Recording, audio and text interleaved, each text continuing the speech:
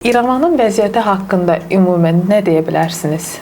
İrəvanın vəziyyəti haqqında bunu demək olar ki, inanırsınız, mən bəzən insanlar gedirlər xarici dövlətlərə, baxırlar oradakı statusa, baxırlar necə yaşayırlar insanlar falan deyə.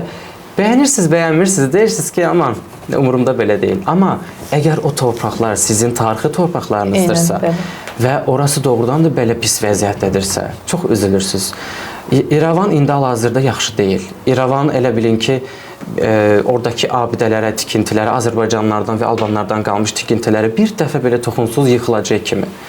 Mən ona görə çox üzgünəm. İrəvanda vəziyyət yaxşı deyil. İnsanlar çox kasıbdır, ekonomik problemləri var, insanlar mutlu deyirlər, xoşbəxt deyirlər.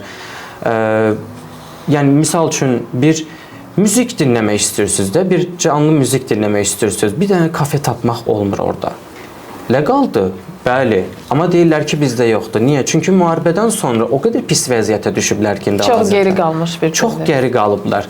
Mən ona görə üzülmüşəm. Ata torpaqlarımızı, İrəvanı bu cür görmək heç istəməzdim. Bilirsiniz, onlar Qarabağda da elə eləmişdilər. 2020-ci ildəki Qarabağla 2025-ci ildəki Qarabağ arasında yerlə göy qədər fərq var. Yerlə göy qədər fərq var. Sizlər də bilirsiniz bunu. Ona görə torpaq bizi istəyir. Torpaq sahibini istəyir. Çünki İrəvan indi hal-hazırda o erməni mediasının televiziyada göstərdiyi kimi bir İrəvan deyil. Onlar sadəcə şəhərin mərkəzini, hansı ki onlar da ermənilərin abidələri, tikintiləri deyirlər, Albanlardan və Azərbaycanlardan qalma evlərdir, tikintilərdir. Sadəcə oranı göstərib, elə bilirlər ki, şişirdilmiş bir formada göstərirlər. Reallığa uyğun olmayan. Oranı gəzən, oranı görmüş bir insan olaraq danışıram və videolarında paylaşmış bir insan olaraq danışıram.